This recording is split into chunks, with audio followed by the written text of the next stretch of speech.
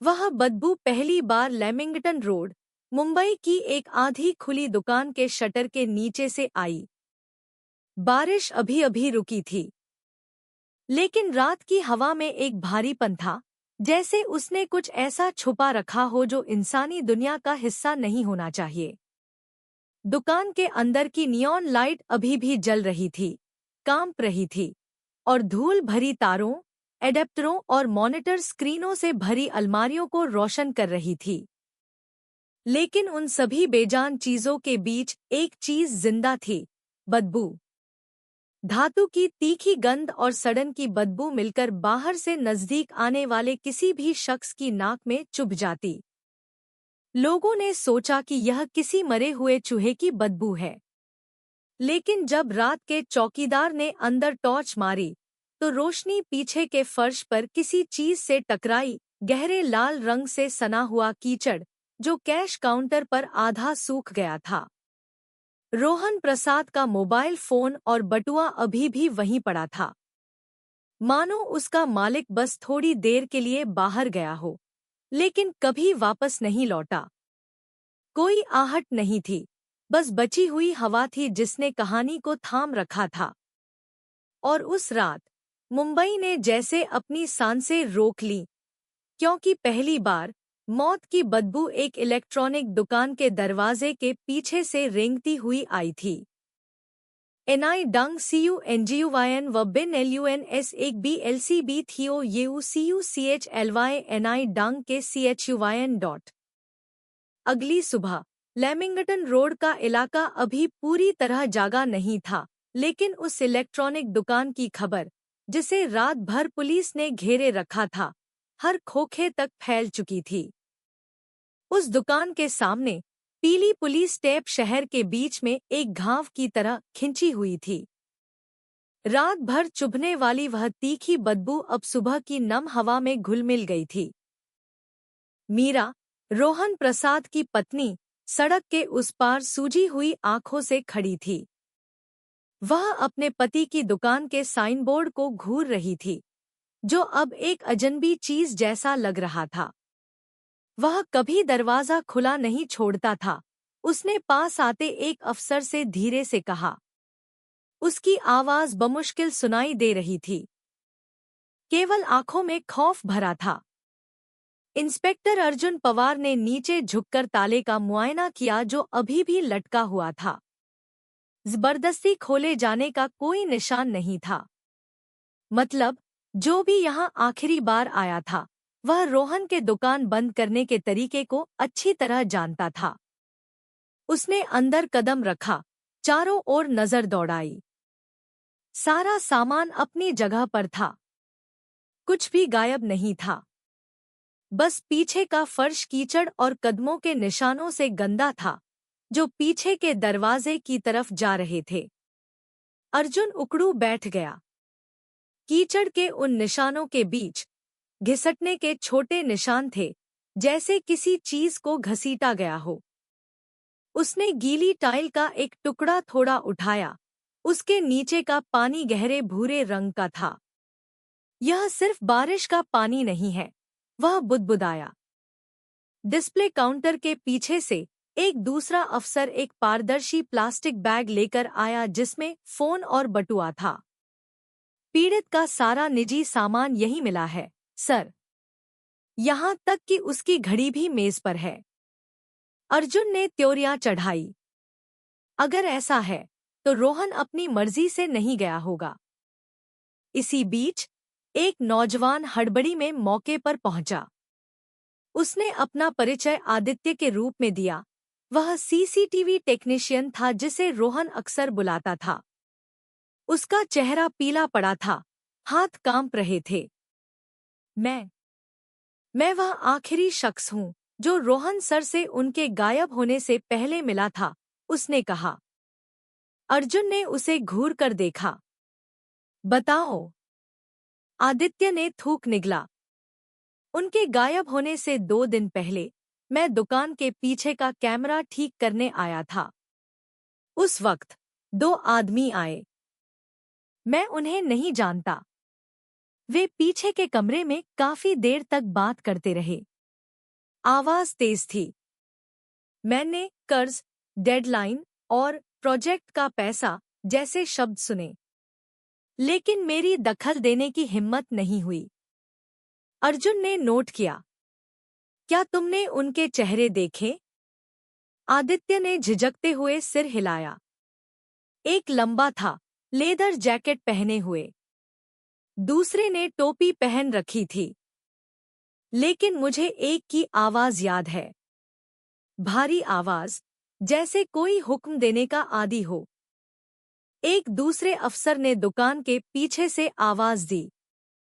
Sir, हमें कुछ मिला है। अर्जुन तेजी से उस तंग और फिसलन भरे पिछले हिस्से की तरफ बढ़ा। बेकार लकड़ी के ढेर के बीच एक बड़ा काला प्लास्टिक का बैग रस्सियों से कसकर बंधा हुआ था। जब उसे धीरे से खोला गया तो वही बदबू फिर से उठी, कल रात से भी ज्यादा तेज। उसके अंदर इंसान का शरीर नहीं था, बल्कि रोहन के पूरे कपड़े थे, काली जैकेट, पैंट और जूतों की एक जोड़ी जो अभी भी कीचड़ से सनी थी। वहां मौजूद सभी लोग खामोश हो गए। मीरा ने अपने मुंह पर हाथ रख लिया। उसका शरीर कांप गया। ये मेरे पति के कपड़े हैं। उसकी आवाज टूट गई। अर्जुन ने उन कपड़ों को देर तक घूरा, फिर फोरेंसिक टीम को कपड़े के सिरे पर लगे खून के नमूने लेने का आदेश दिया। हमें जल्द से जल्द लैब रिपोर्ट चाहिए। और उसने दुकान के पीछे बहने वाले छोटे नाले की तरफ देखा। नाले के पूरे बहाव को 2 किलोमीटर तक छान मारो। अगर लाश को फेंका गया है तो कल रात की बारिश का बहाव उसे घसीट ले गया होगा। तलाशी शुरू हुई। लोहे की छड़ों और प्लास्टिक की बोरियों के साथ अफसर गंदे नाले के किनारों पर तलाशी लेने लगे। लेकिन घंटों बाद भी कचरे और कीचड़ के सिवा कुछ नहीं मिला। शाम ढलते ढलते अर्जुन नाले के किनारे खड़ा धीरे धीरे बहते पानी को घूर रहा था। दूर से मगरिब की अजान गूंज रही थी। यह सिर्फ गुमशुदगी नहीं है, उसने धीरे से कहा। किसी ने उसे गायब कर दिया है। आदित्य पास आया। उसका चेहरा तनाव में था। सर, मुझे अभी कुछ याद आया। उनके गायब होने से एक रात पहले मुझे एक अनजान नंबर से एक मैसेज आया था। उसमें सिर्फ एक लाइन लिखी थी, आज रात दुकान पर मत आना, कुछ निजी काम है। अर्जुन ने उसे गहराई से देखा। मैसेज अभी भी है? आदित्य ने न में सिर हिलाया। मैंने डिलीट कर दिया। मैं डर गया था। अर्जुन ने गहरी सांस ली। कोई बात नहीं, हम ऑपरेटर के सर्वर से उसे ट्रैक कर सकते हैं। मुझे अपना फोन नंबर दो। वह अपनी टीम की तरफ मुड़ा। अब से इसे गुमशुदगी का केस मानना बंद करो। यह अब अपराध की श्रेणी में आ गया है। मुंबई का आसमान गहराने लगा। दुकानों की बत्तियां एक एक करके जल उठीं। लेकिन रोहन की दुकान बंद रही, जिस पर पुलिस की पट्टी खिंची हुई थी। हवा में वह तीखी बदबू अभी भी तैर रही थी, जैसे जाने से इनकार कर रही हो। और दुकान के पीछे बहते उस छोटे से नाले की धारा के नीचे न जाने क्या खोजे जाने का इंतजार कर रहा था। रोहन के कपड़ों के मिलने के 2 दिन बाद लैबोरेटरी की रिपोर्ट आ गई। काली जैकेट पर लगा खून रोहन प्रसाद का ही था। इस खबर ने लेमिंगटन रोड के आसपास के लोगों को तुरंत झकझोर दिया। कई लोगों ने देर रात तक दुकानें खोलने की हिम्मत छोड़ दी। इंस्पेक्टर अर्जुन अपने दफ्तर में बैठा उस ठंडी रिपोर्ट को घूर रहा था। अगर वह खून वाकई रोहन का है, तो इसका मतलब है कि वह घटनास्थल पर बुरी तरह घायल हुआ था। लेकिन उसकी लाश कहाँ है? वह बुदबुदाया। डिजिटल जांचकर्ता उस रहस्यमय नंबर की ट्रैकिंग रिपोर्ट लेकर आया, जिसने आदित्य को मैसेज भेजा था। सर, यह नंबर आखिरी बार उसी रात सक्रिय था जिस रात रोहन गायब हुआ। यह नैना साहनी के नाम पर रजिस्टर्ड है। धारावी की रहने वाली। यह नाम सुनते ही अर्जुन ने तेजी से सिर घुमाया। उसने यह नाम छोटे व्यापारिक दस्तावेजों में देखा था। रोहन की दुकान को इलेक्ट्रॉनिक सामान सप्लाई करने वालों में से एक। टीम तैयार करो, हम आज रात ही उसके पते पर जा रहे हैं। नैना का किराए का घर एक तंग गली के आखिर में था। दीवारों का पेंट उखड़ रहा था।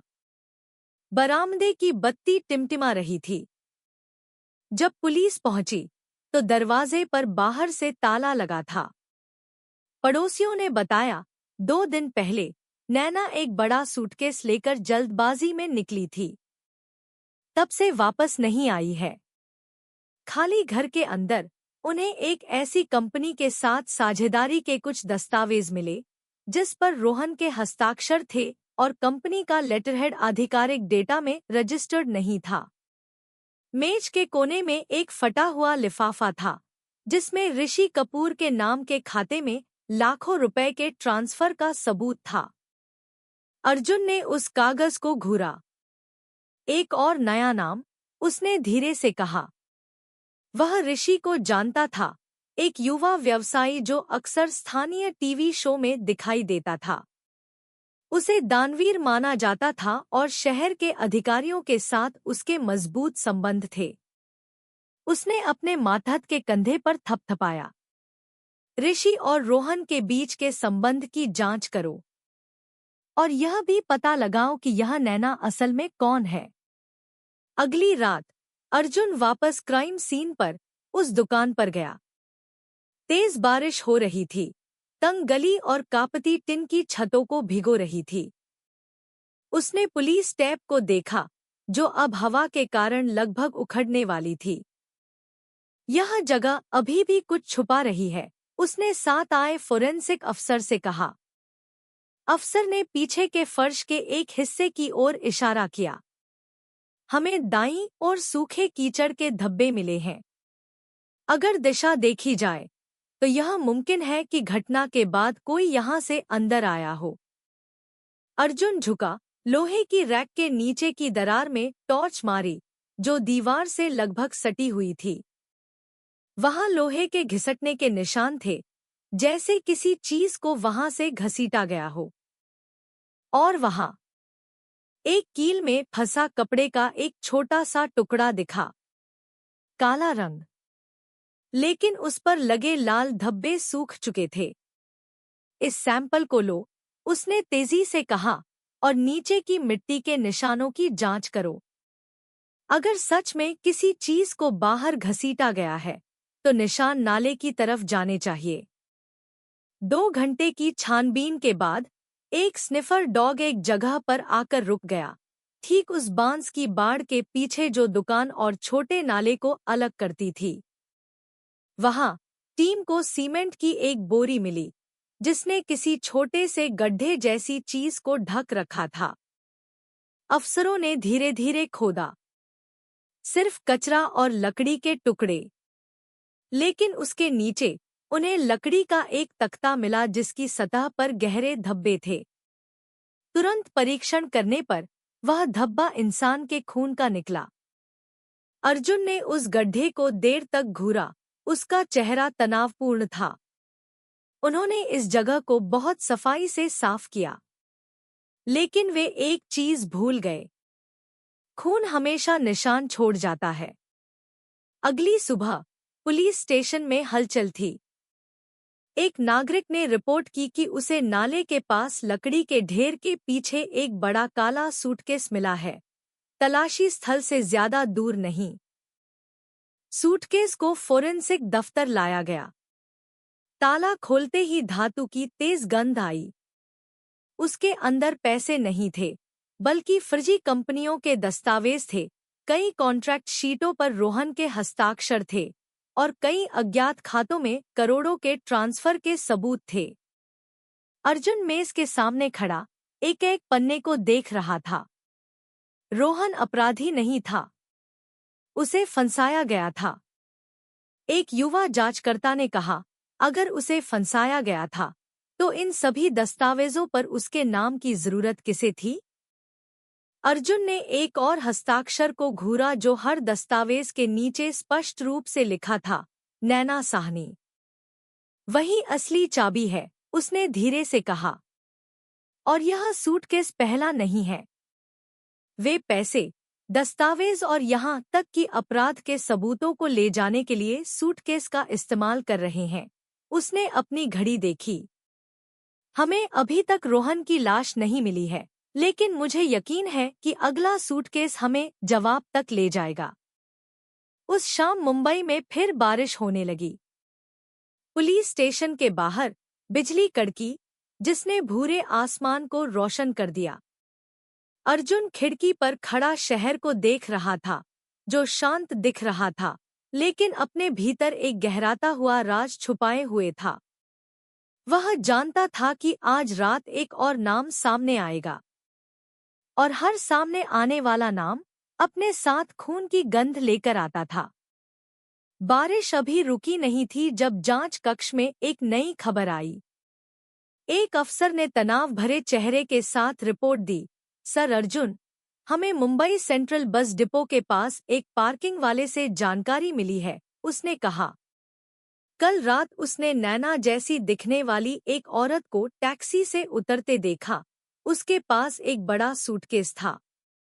अर्जुन खड़ा हो गया। वह कहाँ गई? टर्मिनल के पीछे एक सस्ते लॉज में। कमरा नंबर 7। एक लेदर जैकेट पहने आदमी के साथ। यह नाम सुनते ही अर्जुन को आदित्य की बात याद आ गई।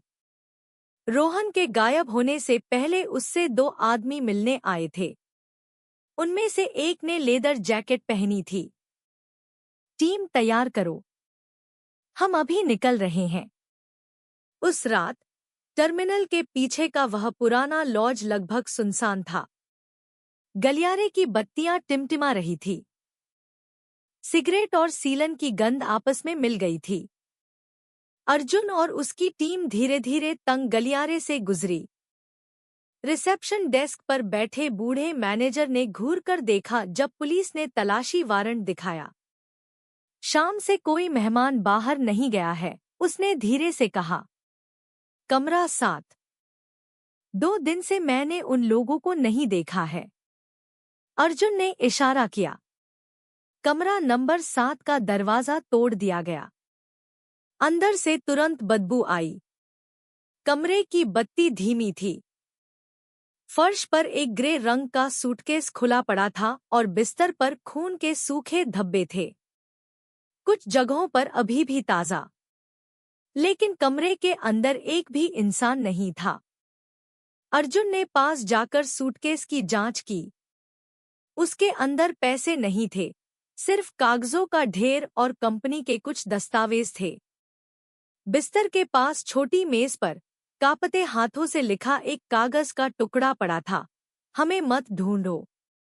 यह सच इतना खतरनाक है कि इसे खोला नहीं जा सकता। अर्जुन ने उस कागज को कसकर पकड़ लिया। नैना काबू से बाहर हो गई है, वह फुसफुसाया। फोरेंसिक टीम ने तेजी से काम किया। बिस्तर पर मिले खून के धब्बों से शुरुआती जांच में रोहन के डीएनए से आंशिक मिलान दिखा, लेकिन खून की कम मात्रा से पता चलता था कि यह वह जगह नहीं थी जहां उसे मारा गया था, बल्कि यह वह जगह थी जहां किसी ने सबूत मिटाने की कोशिश की थी। अर्जुन कमरे की खिड़की पर खड़ा बाहर की गीली सड़क को देख रहा था। वे लगातार जगह बदल रहे हैं, हर जगह एक सूटकेस छोड़ रहे हैं। हर सूटकेस एक बड़ी कहानी का हिस्सा लेकर आ रहा है। डिजिटल अफसर को सूटकेस के हैंडल पर एक और फिंगरप्रिंट मिला, फैसल खान। रोहन की दुकान का एक पूर्व कर्मचारी, जिसे गबन के आरोप में निकाल दिया गया था। उसका आपराधिक रिकॉर्ड लंबा था, जिसमें 5 साल पहले का एक निवेश धोखाधड़ी का मामला भी शामिल था। अर्जुन ने अपने दांत पीसे। तो फैसल, नैना और ऋषि, 3 अलग-अलग लोग, लेकिन मकसद एक ही है, रोहन का मुंह बंद करना। अगली सुबह जांचकर्ताओं ने टर्मिनल के आसपास के सीसीटीवी फुटेज को फिर से खंगाला। पिछली रात की रिकॉर्डिंग में नैना उस लॉज से एक लंबे आदमी के साथ बाहर निकलती साफ दिखाई दे रही थी, जिसने लेदर जैकेट पहनी हुई थी। फैसल। वे एक बड़ा काला सूटकेस लेकर टैक्सी में बैठे और फिर शहर के उत्तरी हिस्से की तरफ गायब हो गए। यह तीसरा सूटकेस है, अर्जुन ने पूछा। पक्का नहीं, सर। लेकिन जब भी कोई सूटकेस सामने आता है, वह हमेशा खून छोड़ जाता है। अर्जुन ने एक पल के लिए अपनी आंखें बंद कर ली। हम उनका पीछा करते हैं, इससे पहले कि अगला सूटकेस किसी और को मिल जाए। दोपहर में टीम मुंबई पोर्ट की ओर बढ़ी। खुफिया जानकारी मिली थी कि एक जोड़ा काला सूटकेस लेकर गोवा जाने वाले जहाज पर चढ़ने की कोशिश कर रहा था। मूसलाधार बारिश हो रही थी। पुलिस कार के सायरन पानी से भरी तंग गलियों को चीर रहे थे। लेकिन जब वे बंदरगाह पहुंचे, जहाज जा चुका था, केवल एक टिकट क्लर्क को कुछ याद था। वह औरत डरी हुई लग रही थी। आदमी गुस्से में था। कह रहा था कि उन्हें आज रात ही निकलना है। अर्जुन ने अंधेरे होते समुद्र को घूरा। तो वह सूटकेस अभी भी उनके हाथ में है। वह अपनी टीम की तरफ मुड़ा। उनके चेहरे सभी बंदरगाहों पर फैला दो और ऋषि कपूर के घर के लिए तलाशी वारंट तैयार करो। मैं जानना चाहता हूं कि वह इसमें कितना गहरा शामिल है।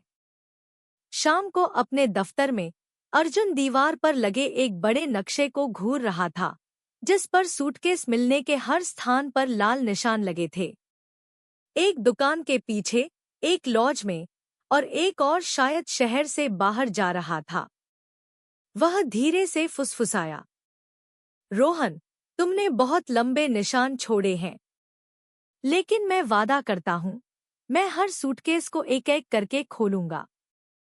बाहर बारिश रुकी नहीं थी। मुंबई शहर को ठंडी हवा और बिजली की गड़गड़ाहट से ढक लिया था, जो मानो एक हत्या से भी बड़ी किसी चीज को छुपा रही हो। सुबह के वक्त मुंबई की हवा अभी भी बारिश की नमी से गीली थी। जुहू के पॉश इलाके में ऋषि कपूर के आलीशान घर के सामने 3 पुलिस कारें लगभग बिना आवाज किए रुकीं। इंस्पेक्टर अर्जुन नीचे उतरा। उसने इशारा दिया, हम इसे तेजी से और सफाई से करेंगे। जब तक मैं न कहूं, सभी दरवाजे बंद रहने चाहिए। लोहे का गेट जबरदस्ती खोला गया। घर खाली लग रहा था, लेकिन लिविंग रूम की बत्तियां अभी भी जल रही थी। महंगे परफ्यूम की महक हल्की धूल में मिली हुई थी। डाइनिंग टेबल पर कॉफी का कप अभी भी ठंडा भाप छोड़ रहा था, जो बता रहा था कि कोई अभी-अभी गया है। हर कमरे को साफ करो, अर्जुन ने आदेश दिया। फाइलें, कंप्यूटर या लेनदेन के रिकॉर्ड ढूंढो। फोरेंसिक टीम फैल गई। कुछ ही मिनटों में उन्हें दूसरी मंजिल पर एक स्टडी रूम मिला। साफ, लेकिन कुछ ज्यादा ही साफ। सारी फाइलें करीने से जमी हुई थी, बिना धूल के। अर्जुन जानता था कि यह कोई इत्तेफाक नहीं है। किसी ने भागने की तैयारी कर ली थी। उसने मेज की निचली दराज खोली। ताला लगा था। एक झटके से ताला टूट गया। अंदर एक छोटी सी फ्लैश ड्राइव और एक भूरा लिफाफा था, जिस पर हाथ से आर के लिए लिखा था। अर्जुन ने उसे देर तक घूरा। यह कौन है? ऋषि या शायद नैना, उसने बुदबुदाया। उसने वह सामान डिजिटल टीम को दे दिया। इसे अभी जांचो। लैब का इंतजार मत करो। कुछ मिनट बाद फोरेंसिक लैपटॉप की स्क्रीन ने फ्लैश ड्राइव की सामग्री दिखाई। बड़े-बड़े आंकड़ों वाले दर्जनों बैंक लेनदेन के दस्तावेज। पैसा रोहन प्रसाद के नाम के खाते से ऋषि के स्वामित्व वाली कंपनी के खाते में जा रहा था। लेकिन हर दस्तावेज के दाहिने कोने में एक हस्ताक्षर था जो रोहन की लिखावट नहीं थी। जालसाजी, अर्जुन ने संक्षेप में कहा। एक अफसर ने दूसरा पन्ना दिखाया। यह रहा सर। रोहन और ऋषि के बीच एक निवेश साझेदारी का दस्तावेज, जिस पर नैना ने गवाह के तौर पर हस्ताक्षर किए हैं। अर्जुन ने लंबी सांस ली। ये तीनों एक ही घेरे में हैं। रोहन को सिर्फ एक फर्जी प्रोजेक्ट का आधिकारिक चेहरा बनाया गया था। उसी समय जांच टीम को ऋषि के स्टडी रूम में निजी सीसीटीवी की रिकॉर्डिंग मिली। एक वीडियो में नैना सोफे पर बैठी दिख रही थी। उसका चेहरा तनाव में था। उसके सामने ऋषि और फैसल ऊंची आवाज में बात कर रहे थे। हमें वह सूटकेस आज रात ही हटाना होगा, फैसल चिल्लाया। ऋषि ने तीखेपन से जवाब दिया। अगर तुम इस बार फिर नाकाम हुए तो वे पहले तुम्हें ढूंढने आएंगे, मुझे नहीं। नैना बस सिर झुकाए बैठी रही। उसकी आवाज कांप रही थी। रोहन चुप नहीं बैठेगा। वह जानता है कि वह पैसा आधिकारिक प्रोजेक्ट से नहीं था। रिकॉर्डिंग वहीं रुक गई। अर्जुन ने देर तक स्क्रीन को घूरा। वे रोहन के गायब होने से पहले ही सब जान गए थे। यह सिर्फ धोखाधड़ी नहीं है, यह सफाई अभियान है। घर के पिछले हिस्से की जांच कर रहे अफसर ने जोर से आवाज दी। सर, हमें एक और सूटकेस मिला है। सब बाहर भागे। एक छोटी सी कोठरी के पीछे नीले तिरपाल से ढका एक बड़ा काला सूटकेस था जिस पर फटा हुआ लेबल लगा था। ताला अभी भी लगा हुआ था, लेकिन जंग खा गया था। अर्जुन ने इशारा किया। ताला काटा गया, सूटकेस का ढक्कन खोला गया। अंदर की चीज ने सबको खामोश कर दिया। पारदर्शी प्लास्टिक में 500 से 500 रुपए के नोटों के ढेर, साथ में ऋषि के हस्ताक्षर वाले कुछ दस्तावेज और सूर्य ग्लोबल इन्वेस्टमार्ट नाम की कंपनी का लोगो। उन पैसों के बीच एक छोटी सी चीज थी, एक फर्म का विजिटिंग कार्ड। अर्जुन ने उसे पलटा। उस पर नाम लिखा था, गौरव मेहरा, मुख्य निदेशक। अर्जुन धीरे से फुसफुसाया। यह नाम फिर से सामने आ गया। उसने उस खुले सूटकेस को देर तक घूरा। यह मामला अब मुंबई की हदों को पार कर चुका है। उस रात दफ्तर में अर्जुन नए मिले वित्तीय डेटा की जांच कर रहा था। रोहन के खाते से पैसा ऋषि के पास गया, फिर गौरव मेहरा की कंपनी को भेज दिया गया, जो दिल्ली का एक बड़ा व्यवसायी था और सामाजिक परियोजनाओं के लिए अक्सर टीवी पर दिखाई देता था। तो गौरव इस कड़ी में आखिरी आदमी है, युवा जांचकर्ता ने कहा। अर्जुन ने अपने सामने सबूतों के बोर्ड को देखा। रोहन, नैना, ऋषि और अब गौरव की तस्वीरें, सभी लाल धागे से जुड़े हुए थे। अगर ऐसा है, उसने कहा, तो अगला सूटकेस जरूर उसी की तरफ इशारा करेगा। 2 दिन बाद गोवा से रिपोर्ट आई। बंदरगाह के अफसरों को पुराने घाट के पास पानी में बहता हुआ एक ग्रे सूटकेस मिला। यह सूटकेस वैसा ही था जैसा लॉज में मिला था। उसके अंदर सिर्फ हाथ से लिखा एक खत था। हम उसे बचाने में नाकाम रहे। वे हमसे ज्यादा तेज थे। हमें माफ कर दो, रोहन। अर्जुन ने वह खत पढ़ा। उसके जबड़े भिंच गए। वे जो भी हों, वे नहीं चाहते कि सच सामने आए। लेकिन यह सूटकेस अभी खत्म नहीं हुआ है। उसने खिड़की से बाहर मुंबई के अंधेरे आसमान की ओर देखा। उसके दिल में एक यकीन बढ़ रहा था। जब तक ये सूटकेस मिलते रहेंगे, रोहन का कातिल आजाद घूम रहा है। अगली सुबह फोरेंसिक लैब से रिपोर्ट अर्जुन की मेज पर आई। उस काले सूटकेस के सभी दस्तावेज असली थे। ऋषि कपूर और गौरव मेहरा की कंपनी मेहरा प्रोजेक्ट्स इंडिया के बीच लेनदेन। कुल मिलाकर पिछले 4 महीनों में 500 करोड़ रुपए से ज्यादा। अर्जुन ने रिपोर्ट को देर तक घूरा। रोहन का सारा पैसा गौरव के पास खत्म हो रहा है। उसने वित्तीय टीम को पैसे के रास्ते का पता लगाने का आदेश दिया। जो नतीजा आया, उसने जांच कक्ष में सन्नाटा ला दिया। वही फंड गौरव की कंपनी से फिर से 3 अलग-अलग खातों में जा रहा था, 2 दिल्ली में, 1 विदेश में। सभी फर्जी कंपनियों के नाम पर। यह निवेश नहीं है, अर्जुन ने ठंड से कहा। यह मनी लॉन्ड्रिंग है। उस दोपहर अर्जुन और 2 सदस्यों की टीम दिल्ली के लिए रवाना हुई। वे महाराष्ट्र पुलिस से जांच का अनुमति पत्र ले गए थे। पहला गंतव्य नेहरू प्लेस स्थित मेहरा प्रोजेक्ट्स इंडिया का मुख्यालय। इमारत आलीशान थी। कांच की दीवारों पर कंपनी का लोगो शान से चमक रहा था। लेकिन माहौल अजीब था। रिसेप्शनिस्ट घबराई हुई लग रही थी। स्टाफ में हड़कंप मचा हुआ था। हम पुलिस से हैं। गौरव मेहरा कहाँ है? अर्जुन ने सख्ती से पूछा। रिसेप्शनिस्ट ने सिर झुका लिया। उसकी आवाज धीमी थी। सर, गौरव कल से नहीं आए हैं।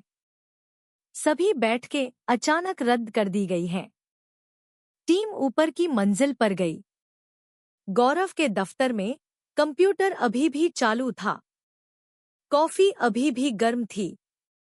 लेकिन मेज पर एक छोटा सा खत छूटा हुआ था। हम केवल आदेशों का पालन कर रहे थे। अर्जुन ने उस खत को मरोड़ दिया। उसे पता था कि हम आ रहे हैं। डिजिटल फोरेंसिक अफसर ने कंप्यूटर की सामग्री को कॉपी किया। वहां उन्हें एक एन्क्रिप्टेड फोल्डर मिला। खोलने पर कंपनी की आंतरिक बैठकों की वीडियो की एक श्रृंखला सामने आई। एक वीडियो में ऋषि और गौरव एक मीटिंग रूम में बात करते दिख रहे थे। ऋषि बेचैन लग रहा था। रोहन, वह पुलिस को रिपोर्ट करने की धमकी दे रहा है। गौरव ने शांति से जवाब दिया। अगर वह बोलता है तो सब ढह जाएगा। सुनिश्चित करो कि उसे मुंह खोलने का मौका न मिले। वीडियो वहीं रुक गया। अर्जुन ने खामोशी से स्क्रीन को घूरा। तो गौरव ने आदेश दिया था। अगली खबर उस रात आई। दिल्ली पुलिस को लावारिस हालत में एक काली कार मिली, जो कनॉट प्लेस के एक होटल की पार्किंग में खड़ी थी। उसके अंदर एक ग्रे सूटकेस और ऋषि कपूर के नाम का पासपोर्ट था। सूटकेस को मौके पर ही खोला गया। वित्तीय दस्तावेजों का ढेर। सभी पर गौरव, रोहन और ऋषि के हस्ताक्षर थे। गौरव नहीं था। लेकिन सूटकेस के नीचे उस दिन की तारीख वाला एक होटल कार्ड मिला। वे अभी तक भागे नहीं हैं, अर्जुन ने तेजी से कहा। टीम ने तुरंत होटल की तलाशी ली। बताए गए कमरे में केवल सिगरेट की राख के अवशेष, बंदरगाह का एक नक्शा और 3 लोगों की एक तस्वीर थी, ऋषि, फैसल और गौरव। तस्वीर के पीछे लिखा था, गोवा, सुरक्षित रास्ता। अर्जुन ने नक्शे को घूरा। वे समुद्र के रास्ते भागने वाले हैं, ठीक वैसे ही जैसे फैसल पहले भागा था। अगली सुबह आईजीआई एयरपोर्ट और दिल्ली के मुख्य रेलवे स्टेशनों पर एक संयुक्त टीम तैनात की गई। जानकारी मिली कि गौरव जैसा दिखने वाला एक शख्स धर्मेश बत्रा के नाम पर पासपोर्ट का इस्तेमाल करते हुए एयरपोर्ट पर देखा गया है। अर्जुन तुरंत रवाना हुआ। अंतर्राष्ट्रीय प्रस्थान टर्मिनल पर उसने ग्रे सूट पहने एक लंबे आदमी को इमिग्रेशन गेट की तरफ तेजी से जाते देखा। वही है। पुलिस हरकत में आई। गौरव मुड़ा। उसका चेहरा शांत था। तुमने देर कर दी, इंस्पेक्टर, उसने कहा, इससे पहले कि हथकड़ियां उसकी कलाई पर कस गईं। उस रात पूछताछ कक्ष में गौरव शांति से बैठा था। अर्जुन ने उसे घूर कर देखा। तुमने रोहन प्रसाद की हत्या का आदेश दिया। गौरव हल्का सा मुस्कुराया। मैं सिर्फ व्यापार चला रहा था। अगर रोहन मर गया तो यह उसके अपने चुनाव का नतीजा था। अर्जुन ने मेज पर मुक्का मारा। तुमने गंदे पैसे को घुमाने के लिए उसके नाम का इस्तेमाल किया। सारे सबूत मौजूद हैं। गौरव ने सीधे देखा। तुम्हारे पास जो सबूत हैं वे सिर्फ टुकड़े हैं। तुम्हें अभी तक आखिरी सूटकेस नहीं मिला है।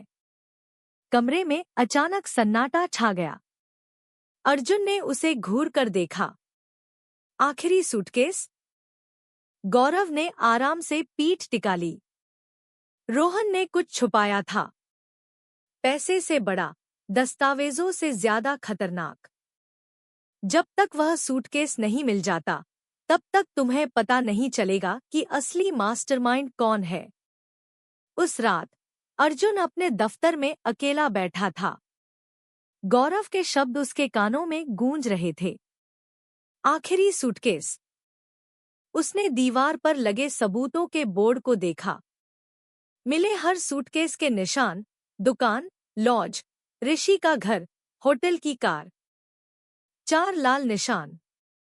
और नक्शे के नीचे रोहन की तस्वीर जो सीधे कैमरे में घूर रहा था। अर्जुन धीरे से फुसफुसाया। अगर सच में अभी भी कोई आखिरी सूटकेस है तो इसका मतलब है कि यह खेल अभी खत्म नहीं हुआ है। बाहर दिल्ली का आसमान गरज रहा था और अपने दिल में अर्जुन जानता था कि अगला सच अब पैसे के बारे में नहीं होगा, बल्कि इस बारे में होगा कि रोहन प्रसाद की मौत के पीछे किसकी ताकत थी। गौरव मेहरा की गिरफ्तारी के 3 दिन बाद मुंबई सूटकेस केस की खबर राष्ट्रीय मीडिया में छा गई। हर कोई उस बड़े व्यवसायी के बारे में बात कर रहा था जो मनी लॉन्ड्रिंग और रोहन प्रसाद की रहस्यमयी मौत के जाल में फंसा हुआ था। लेकिन पूछताछ कक्ष में गौरव शांत रहा। उसने कभी इनकार नहीं किया, लेकिन कभी सच में जवाब भी नहीं दिया। तुम्हें किसने आदेश दिया था? अर्जुन ने कई बार पूछा। गौरव ने खाली नजर से देखा। तुम्हें लगता है कि मैं मास्टरमाइंड हूं? मैं सिर्फ एक बिचौलिया हूं। ऋषि की तरह, रोहन की तरह। यह सब ऊपर से नियंत्रित हो रहा है। ऊपर से, अर्जुन ने दबाव डाला। गौरव ने सिर झुकाया। उसके होठों पर एक हल्की सी मुस्कान आई। तुम्हें पता चल जाएगा जब आखिरी सूटकेस मिल जाएगा। अर्जुन ने मेज पर मुक्का मारा। तुम सोचते हो कि मैं तुम्हारे इस खेल पर विश्वास करूंगा? विश्वास करो या न करो, इंस्पेक्टर, वह सूटकेस सिर्फ रोहन का नहीं था। उसके अंदर की चीजें इस देश को हिला सकती हैं। पूछताछ के बाद अर्जुन सवालों से भरे दिमाग के साथ अपने दफ्तर लौट आया। उसने डिजिटल टीम को गौरव के जब्त किए गए फोन और कंप्यूटर से सारे संचार की जांच करने का आदेश दिया। उन्हें एन्क्रिप्टेड संदेशों की एक श्रृंखला मिली जो विवेक एस नाम के एक अनाम ईमेल पते पर भेजे गए थे। यह नाम पहले के सूटकेस के वित्तीय दस्तावेजों में भी सामने आया था, जो निचले दाएं कोने में सत्यापन चिन्ह के रूप में छोटे अक्षरों में लिखा था। यह विवेक एस कौन है? एक युवा जांचकर्ता ने पूछा। अर्जुन खामोश हो गया। वह यह नाम जानता था। विवेक शर्मा, वित्त मंत्रालय के एक वरिष्ठ अधिकारी। वह व्यक्ति जो अक्सर बड़ी राष्ट्रीय परियोजनाओं के पर्यवेक्षक के रूप में खबरों में दिखाई देता था। अगर यह नाम सच था तो इसका मतलब था कि यह जाल अब सिर्फ अवैध व्यापार का नहीं था, बल्कि यह केंद्र सरकार तक पहुंच गया था। उस रात अर्जुन फिर से दिल्ली गया, अपने वरिष्ठों से क्राइम ब्रांच मुख्यालय में मिलने के लिए। लेकिन प्रतिक्रिया ठंडी थी। यह मामला संवेदनशील है, अर्जुन। ठोस सबूत के बिना किसी सक्रिय अधिकारी पर लापरवाही से आरोप मत लगाओ। अर्जुन ने अपना गुस्सा काबू किया। मेरे पास फंड ट्रांसफर, हस्ताक्षर और एन्क्रिप्टेड संदेशों के सबूत हैं। काफी है, निदेशक ने संक्षेप में जवाब दिया। तुम नहीं जानते कि तुम किसके खिलाफ जा रहे हो। गौरव के खिलाफ जांच को अस्थायी रूप से बंद कर दो। सिर्फ रोहन की हत्या के मामले पर ध्यान दो। अर्जुन ने तीखी नजरों से देखा। आप चाहते हैं कि मैं राजनीतिक दबाव के कारण रुक जाऊं? निदेशक बस खड़ा हुआ और उसका कंधा थपथपाया। कभी-कभी सच इतना भारी होता है कि उसे पूरा नहीं खोला जा सकता। इमारत से बाहर निकलकर अर्जुन ने दिल्ली के अंधेरे आसमान को देखा। उसका दिल बेचैन था। वह जानता था कि कोई बड़ा हाथ इस खेल को नियंत्रित कर रहा है। पार्किंग में उसने अपनी कार स्टार्ट की, लेकिन आगे बढ़ने से पहले उसका फोन वाइब्रेट हुआ। एक अनजान नंबर से मैसेज आया। तुम जानना चाहते हो कि इसके पीछे कौन है? अकेले आओ, शिवड़ी में पुराने बंदरगाह के गोदाम पर। आधी रात को। अर्जुन ने स्क्रीन को घूरा। तेजी से सोचा। उसने किसी को बताए बिना अकेले जाने का फैसला किया। आधी रात को पुराना बंदरगाह सुनसान था। समुद्री हवा ठंडी थी और उसमें जंग की गंध थी। गोदाम नंबर 9 धुंधला खड़ा था। उसकी कुछ दीवारें ढह गई थी। अर्जुन ने धीरे-धीरे कदम रखा, पिस्तौल हाथ में। कौन है वहां? उसकी आवाज गूंजी।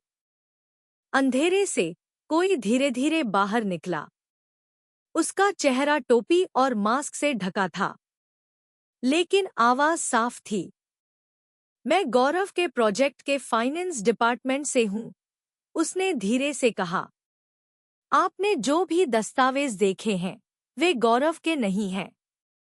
वे सब एक ही आदमी, विवेक शर्मा द्वारा भेजे गए थे। अर्जुन ने अपनी पकड़ मजबूत की। तुम्हारे पास सबूत है? उस आदमी ने सिर हिलाया और अपनी जेब से एक छोटी फ्लैश ड्राइव निकाली। यह पिछले 6 महीनों में गौरव और विवेक के बीच हुए संचार का ब्यौरा है। वे रोहन के नाम का इस्तेमाल करके सरकारी प्रोजेक्ट फंड से मनी लॉन्ड्रिंग कर रहे थे। लेकिन सावधान रहना, सर। विवेक सिर्फ एक अधिकारी नहीं है। पुलिस के अंदर भी उसके अपने आदमी हैं। इससे पहले कि अर्जुन कुछ और पूछ पाता, गोदाम के बाहर किसी और के कदमों की आहट सुनाई दी। काले कपड़ों में 3 साए उभरे। भागो! वह आदमी चिल्लाया। गोलियों की आवाज गूंजी। अर्जुन एक कंटेनर के पीछे छिप गया। फ्लैश ड्राइव लाने वाला आदमी गिर गया। उसका खून सीमेंट के फर्श पर फैल गया। अर्जुन ने गिरी हुई फ्लैश ड्राइव को झपट लिया और बगल के दरवाजे से भाग गया। सुबह अर्जुन खून सने कपड़ों में मुख्यालय लौटा। इस फ्लैश ड्राइव को अभी खोलो, उसने डिजिटल टीम को आदेश दिया। इसके अंदर की चीजों ने कमरे में मौजूद सभी को खामोश कर दिया। गौरव और एक सख्त लहजे वाले किसी व्यक्ति के बीच बातचीत की वॉइस रिकॉर्डिंग थी। सुनिश्चित करो कि ऑडिट रिपोर्ट आने से पहले रोहन गायब हो जाए। अगर पुलिस को भनक लगने लगे, तो पैसे को गोवा प्रोजेक्ट के जरिए घुमा दो। मैं दिल्ली से सब संभाल लूंगा। वह आवाज जल्दी ही पहचान ली गई। फोरेंसिक वॉइस एनालिसिस के नतीजों ने विवेक शर्मा के साथ 98% मिलान दिखाया। वही मंत्रालय का अधिकारी। अर्जुन ने मेज पर मुक्का मारा। अब मेरे पास सबूत है। इस बार कोई इसे दबा नहीं सकता। लेकिन इससे पहले कि आधिकारिक रिपोर्ट भेजी जाती, दफ्तर का अलार्म बज उठा। एक रहस्यमयी शॉर्ट सर्किट के कारण एक कंप्यूटर में आग लग गई। फ्लैश ड्राइव से मिली सभी फाइलें नष्ट हो गई। अर्जुन ने खाली स्क्रीन को घूरा। उन्हें पता चल गया है कि हमारे पास सबूत थे। उस रात उसने अपनी मेज पर रोहन की तस्वीर को देखा। तुम सही थे, वह बुदबुदाया। ये सूटकेस पैसे के बारे में नहीं थे, ये सत्ता के बारे में थे। और वे हर उस शख्स को मार देंगे जो उन्हें खोलने की हिम्मत करेगा। बाहर बारिश फिर से शुरू हो गई। अर्जुन जानता था कि यह सिर्फ शुरुआत थी। उस दोपहर दिल्ली का आसमान स्लेटी रंग का था। अपने छोटे से जांच दफ्तर में अर्जुन सबूतों के बोर्ड के सामने अकेला बैठा था। सभी नाम जुड़ चुके थे, रोहन, नैना, ऋषि, गौरव और आखिर में विवेक शर्मा। बस एक चीज वे अभी तक नहीं ढूंढ पाए थे, वह आखिरी सूटकेस जिसका जिक्र गौरव ने गिरफ्तारी से पहले किया था। अर्जुन ने हाथ में लिए नोट्स को घूरा। आखिरी सूटकेस में कुछ ऐसा है जो इस देश को हिला सकता है। वह जानता था कि उस सूटकेस के बिना विवेक पर लगे सभी आरोप महज अटकलें मानी जाएंगी। शाम ढलने लगी, तभी मेज पर रखा फोन बजा। दूसरी तरफ की आवाज घबराई हुई थी। सर अर्जुन, मैं मंत्रालय के अंदर का आदमी हूँ। मैं जानता हूँ कि वह सूटकेस कहाँ है, लेकिन अगर मैं पकड़ा गया तो मैं मारा जाऊंगा। तुम कौन हो? अर्जुन ने तेजी से पूछा। मेरा नाम तेजस है। मैं विवेक शर्मा का फाइनेंस स्टाफ हूँ। वह सूटकेस मंत्रालय की पिछली इमारत के पुराने आर्काइव रूम में रखा है, बेसमेंट में। उनकी सीधी इजाजत के बिना वहां किसी को जाने की इजाजत नहीं है। मुझे तुम्हारी जरूरत है कि तुम मुझे रास्ता दिखाओ, अर्जुन ने दृढ़ता से कहा। कल रात जब गार्ड बदलेंगे, किसी को साथ मत लाना। अगली रात अर्जुन मंत्रालय की इमारत में पहुंचा। उसने सबसे गहरे रंग का सूट पहना था। तेजस पिछले दरवाजे के पास इंतजार कर रहा था। उसका चेहरा तनाव में था। वे चुपचाप एक तंग गलियारे से होते हुए आर्काइव रूम की ओर बढ़े। धीमी रोशनी, सीलन की तेज गंध। कमरे के आखिर में एक बड़ी स्टील की अलमारी खड़ी थी जिस पर क्षेत्रीय परियोजना 2023 आर्काइव का लेबल लगा था। तेजस फुसफुसाया। इस अलमारी के पीछे एक छोटा कमरा है जो नकली दीवार से ढका है। एक सब्बल की मदद से अर्जुन ने भारी अलमारी को एक तरफ धकेला। सच में वहां एक लोहे का दरवाजा था जिसमें कॉम्बिनेशन लॉक लगा था। उसने वे नंबर डायल किए जो तेजस ने फुसफुसाए थे, 071। क्लिक। दरवाजा खुल गया। इसके पीछे का छोटा कमरा अंधेरा और धूल भरा था। कमरे के बीच में एक लोहे की मेज पर एक ठंडा चांदी का सूटकेस खड़ा था, धूल रहित, जैसे उसे अभी अभी वहां रखा गया हो। अर्जुन ने सूटकेस को देर तक घूरा। क्या यही वह है जिसके लिए सब मारे गए? तेजस ने थूक निगला। मैंने कभी इसके अंदर नहीं देखा, लेकिन जब भी विवेक सर यहाँ आते थे वे हमेशा यह सूटकेस लाते थे और पीले पड़े चेहरे के साथ बाहर निकलते थे। अर्जुन ने गहरी सांस ली, फिर ताले खोल दिए। सूटकेस का ढक्कन धीरे धीरे उठा। अंदर न पैसा था, न दस्तावेज, बल्कि एक काली हार्ड डिस्क, कुछ अधिकारियों की तस्वीरें और एक लाल लिफाफा था जिस पर हाथ से लिखा था, अगर यह सूटकेस खुला तो सब खत्म। सब कुछ ले लो। हम इसे मुख्यालय ले जा रहे हैं, अर्जुन ने आदेश दिया। लेकिन इससे पहले कि वे हिल पाते, बाहर गलियारे से कदमों की आहट नजदीक आई। तेजस घबरा गया। वह आ गया। यह विवेक सर के कदमों की आवाज है। अर्जुन ने तुरंत लाइट बंद कर दी। वे अलमारी के पीछे छिप गए। कमरे का दरवाजा धीरे धीरे खुला। विवेक शर्मा अंदर आया। उसके पीछे 2 हथियारबंद गार्ड थे। उसने आंशिक रूप से खुले सूटकेस को घूरा। मुझे पता था कि आखिर कोई ना कोई इसे ढूंढ ही लेगा। उसकी आवाज सपाट थी। एक गार्ड ने मेज की ओर टॉर्च मारी। विवेक पास आया, सूटकेस को पूरी तरह खोला। उसने एक तस्वीर निकाली, एक मीटिंग रूम में गौरव और ऋषि के साथ खड़े उसकी खुद की तस्वीर। अगर यह लीक हो गया तो सब खत्म हो जाएगा, उसने धीरे से कहा। अर्जुन ने खुद को तैयार किया, चुपके से अपनी पिस्तौल तानी। लेकिन इससे पहले कि वह हरकत करता, विवेक ने ठीक उसी जगह देखा जहां वह छिपा था। बाहर निकलो, इंस्पेक्टर। मुझे पता है तुम यहीं हो। अर्जुन बाहर निकला, पिस्तौल हाथ में। तुम्हारा खेल खत्म हो गया, विवेक। विवेक ठंड से मुस्कुराया। नहीं, यह तो अभी शुरू हुआ है। तुम्हें क्या लगता है कि तुम उस सिस्टम के खिलाफ जीत सकते हो जिसे मैंने बनाया है? रोहन ने इस सच को सामने लाने के लिए अपनी जान दे दी। मैं पीछे नहीं हटूंगा। विवेक ने उसे देर तक घूरा। तो फिर तुम भी उसी की तरह मरोगे।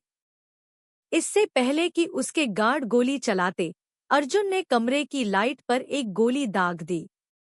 अंधेरा। गोलियों की आवाजें गूंजने लगी। तेजस चिल्लाया। कुछ मिनटों बाद सिर्फ सांसों की आवाज बची थी।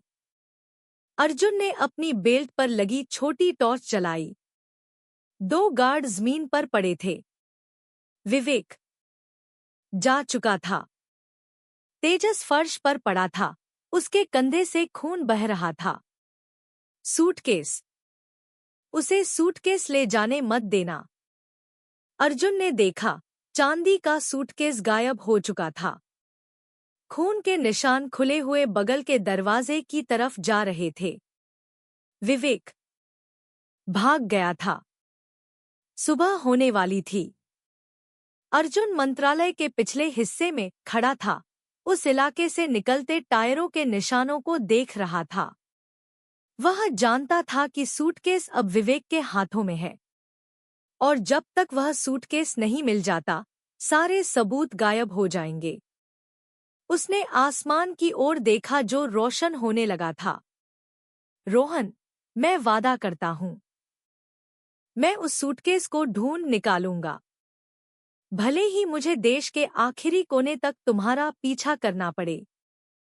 विवेक शर्मा उस रात बिना प्लेट की काली कार में भाग गया।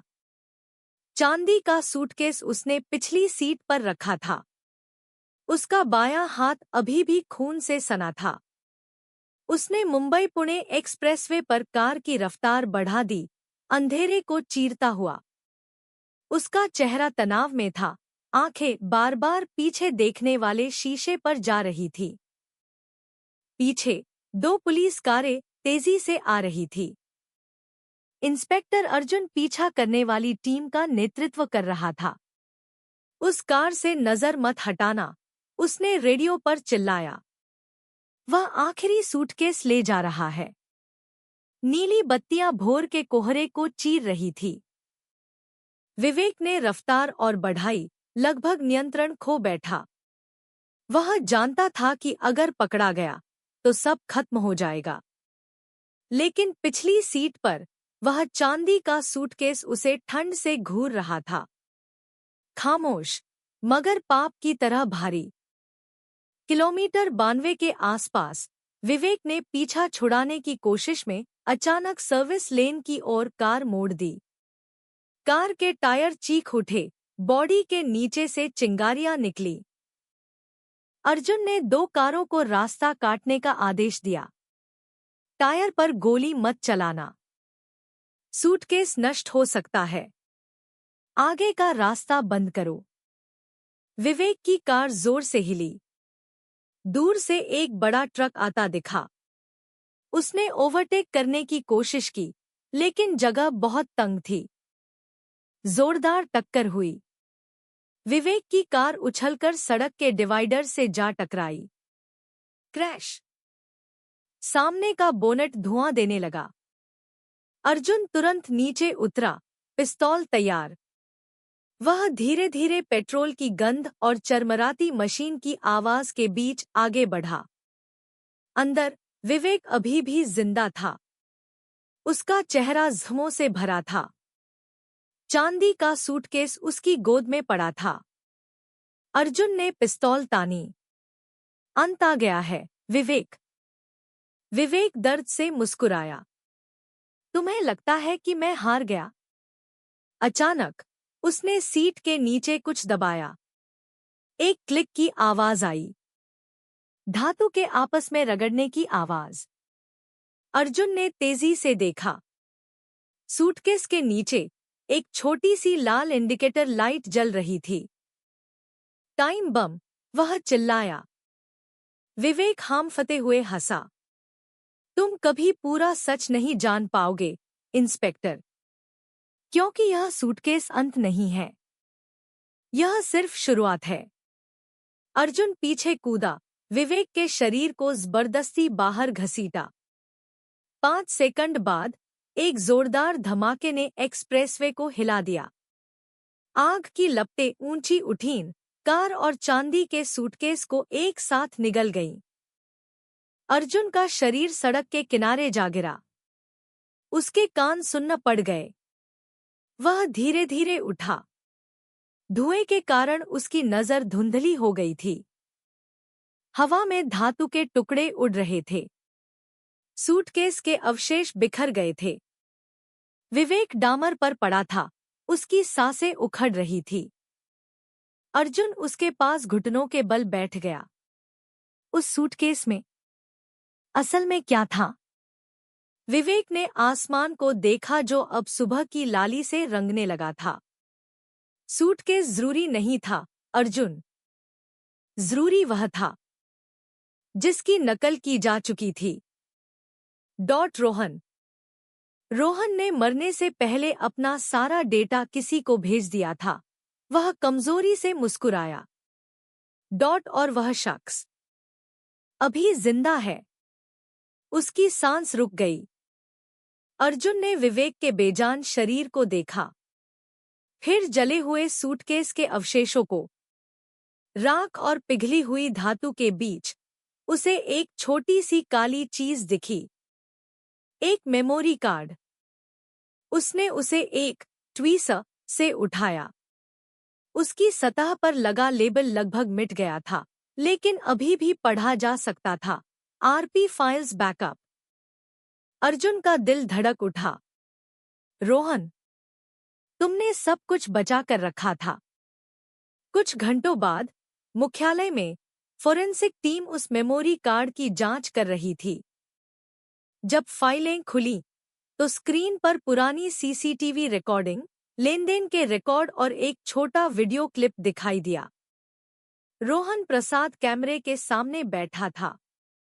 उसका चेहरा थका हुआ था, लेकिन शांत था। अगर यह वीडियो पुलिस तक पहुंचता है तो इसका मतलब है कि मैं अब नहीं रहा। लेकिन सच खत्म नहीं हुआ है। सूटकेस के सारे सबूत सिर्फ नकल है। असली उस जगह पर है जहां हम पहली बार मिले थे। अर्जुन ने बिना पलक झपकाए स्क्रीन को देखा। वह धीरे से फुसफुसाया। वह जगह जहां वे पहली बार मिले थे। लेमिंगटन रोड की वह दुकान। उसी शाम अर्जुन वापस मुंबई के लिए रवाना हुआ। रोहन की पुरानी दुकान को अब टिन की चादरों से घेर दिया गया था, लेकिन वह एक छोटी टीम के साथ जबरदस्ती अंदर गया। दुकान के पीछे, जहां पहले खून के धब्बे मिले थे, उसने अपने हाथों से जमीन खोदनी शुरू कर दी। कुछ मिनटों के बाद उसके फावड़े से एक सख्त चीज टकराई। जमीन के अंदर से लोहे का एक छोटा बक्सा निकला। जिंग लगा हुआ, लेकिन अभी भी बंद था। उसकी सतह पर धुंधले अक्षर खुदे थे, उसके लिए जो सब कुछ खोलने की हिम्मत रखता है। अर्जुन ने उसे देर तक घूरा, फिर धीरे से कहा, यही असली आखिरी सूटकेस है। उस रात मुंबई में मूसलाधार बारिश हो रही थी। लेमिंगटन रोड की उस सूनी दुकान के पीछे अर्जुन 2 फोरेंसिक सदस्यों के साथ खड़ा था।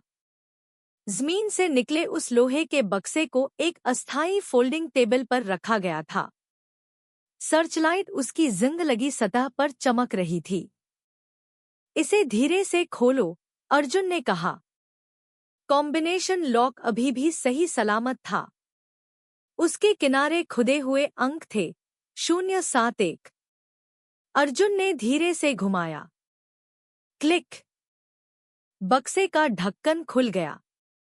जमीन की नमी में मिली पुरानी धातु की गंध बाहर आई। अंदर सिर्फ 3 चीजें थीं, एक काले चमड़े की नोटबुक, एक पुराना पहचान पत्र और एक वॉइस रिकॉर्डर। न पैसा, न दस्तावेज। लेकिन अर्जुन जानता था कि रोहन का आखिरी नकल से यही मतलब था। उसने वॉइस रिकॉर्डर उठाया, प्ले बटन दबाया। रोहन की खुरदरी आवाज धीरे धीरे लेकिन स्पष्ट रूप से सुनाई दी। अगर तुम यह सुन रहे हो तो इसका मतलब है कि आखिरी सूटकेस मिल गया है। मेरे पास ज्यादा वक्त नहीं था। जो कुछ भी हुआ वह इसलिए नहीं कि मैं लालची था, बल्कि इसलिए कि मैं कुछ ऐसा जान गया था जिसे वे छुपा रहे थे। अर्जुन ने अपनी सांस रोक ली।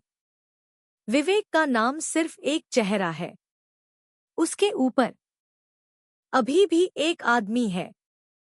वह आदमी जिसने यह सब शुरू करने का हुक्म दिया। उसी ने मुझे चुना। उसी ने वे फर्जी दस्तावेज बनवाए। उसी ने गौरव को मेरा मुंह बंद करने का आदेश दिया। उसका नाम मैंने इस किताब के आखिरी पन्ने पर लिखा है। आवाज रुक गई। सिर्फ दुकान की टिन की छत पर गिरती बारिश की आवाज थी। अर्जुन ने उस काली चमड़े की नोटबुक को धीरे से खोला। आखिरी पन्ने पर रोहन की लिखावट थी।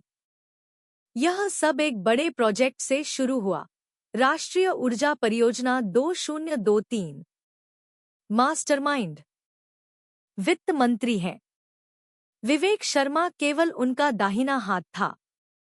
उस लिखावट के नीचे एक और लाइन जोड़ी गई थी, लेकिन पुलिस के अंदर भी उसका एक साथी है।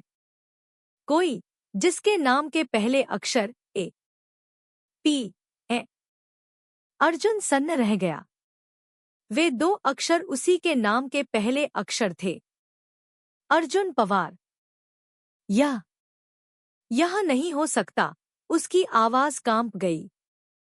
फोरेंसिक अफसरों ने उसे उलझन से देखा। सर, कोई दिक्कत है? अर्जुन ने जवाब नहीं दिया। उसने पिछले पन्ने पलटे। एक पुरानी ब्लैक एंड व्हाइट तस्वीर थी। रोहन एक युवा पुलिस अफसर के साथ खड़ा था। वह खुद था। 10 साल पहले, जब वह इकोनॉमिक विंग में तैनात था। उसे याद नहीं था कि वह कभी रोहन को जानता था, लेकिन सबूत वहां था। तस्वीर के पीछे रोहन की लिखावट थी, मुझे तुम पर भरोसा था, अर्जुन। अगर मैं गायब हो जाऊं, तो सिर्फ तुम ही सब कुछ साफ कर सकते हो। अर्जुन ने उस तस्वीर को कसकर पकड़ लिया। उसने अपने पैरों के नीचे की गीली जमीन को घूरा। तो यह वजह थी कि सब कुछ मेरी तरफ मोड़ा जा रहा था। वे चाहते थे कि मैं यहां पहुंचने से पहले ही हार मान लूं। रात और गहरी हो गई। अर्जुन उस बक्से को लेकर मुंबई पुलिस मुख्यालय ले आया। जांच कक्ष में उसने उस पेन रिकॉर्डर को बार बार चलाया, किसी और सुराग की तलाश में। रिकॉर्डिंग के आखिरी मिनट में रोहन की आवाज फिर से सुनाई दी, ज्यादा धीमी, जैसे फुसफुसा रहा हो। अगर वे आए तो अपने ऊपर किसी पर भरोसा मत करना। उस पर भी नहीं जिसने तुम्हारे जांच पत्र पर हस्ताक्षर किए हैं। अचानक जांच कक्ष का दरवाजा जोर से खुला। सादे कपड़ों में एक वरिष्ठ अधिकारी अंदर आया। उसका चेहरा तनाव में था। सर अर्जुन, आपको सारे सबूत सौंपने होंगे। केंद्र से आदेश है। यह केस अब दिल्ली ट्रांसफर किया जा रहा है। अर्जुन ने उसे घूर कर देखा। केंद्र से? किसके नाम पर? अधिकारी ने एक पत्र उठाया। वित्त मंत्री के नाम पर। अर्जुन एक पल के लिए खामोश रहा। फिर उसने नोटबुक बंद की, उसे अपनी जैकेट के अंदर डाला। नहीं, उसने सपाट स्वर में कहा, यह सबूत उनके हाथ नहीं लगेगा। सच को जनता तक पहुंचना ही होगा। वह बिना पीछे मुड़े बाहर निकल गया, जबकि सुरक्षा अलार्म बजने लगे। बाहर बारिश अभी भी हो रही थी। अर्जुन अपनी कार में घुसा, इंजन स्टार्ट किया और पीछे देखने वाले शीशे में देखा। 2 काली कारें बिना लाइट जलाए सामने आईं। वह जानता था कि वे पकड़ने नहीं, बल्कि मिटाने आए हैं। रोहन, तुम सही थे, वह फुसफुसाया। यह सच अभी खत्म नहीं हुआ है। उसने एक्सीलेटर दबाया और बारिश को चीरता हुआ उस स्थानीय टीवी स्टेशन की ओर बढ़ गया, जो पहले रोहन के मामले को अक्सर कवर करता था। बगल की सीट पर वह काली चमड़े की नोटबुक पड़ी थी। उसका आखिरी पन्ना खुला हुआ था। मास्टरमाइंड का नाम अभी भी स्पष्ट रूप से पढ़ा जा सकता था। जब अर्जुन की कार स्थानीय टीवी स्टेशन की इमारत के सामने रुकी, तब मुंबई का आसमान स्लेटी था। बारिश अभी भी तेज और ठंडी थी। उसने रोहन की काली चमड़े की नोटबुक को कसकर पकड़ रखा था, जो सभी सूटकेस नष्ट होने के बाद बचा हुआ एकमात्र सबूत थी। इमारत के अंदर रात की पाली के बस कुछ ही कर्मचारी पहरा दे रहे थे। अर्जुन तेजी से अंदर गया। मैं इंस्पेक्टर अर्जुन पवार हूं। मेरे पास हत्या और उच्च स्तरीय भ्रष्टाचार के सबूत हैं। मैं चाहता हूं कि इसका सीधा प्रसारण हो। ड्यूटी पर मौजूद युवा प्रोड्यूसर चौंक गया, लेकिन अर्जुन का खून और कीचड़ से सना चेहरा देखकर वह इनकार करने की हिम्मत नहीं कर सका। ठीक है, सर। हम लाइव ब्रॉडकास्ट की तैयारी करते हैं, लेकिन हमारे पास सेंट्रल नेटवर्क के दखल देने से पहले सिर्फ 5 मिनट है। कुछ मिनट बाद कैमरा चालू हो गया। अर्जुन कुर्सी पर बैठा। उसका चेहरा पीला था, लेकिन उसकी आंखें तेज थीं। उसने काली चमड़े की किताब को कैमरे की ओर उठाया। मेरा नाम इंस्पेक्टर अर्जुन पवार है। यह रोहन प्रसाद का आखिरी रिकॉर्ड है।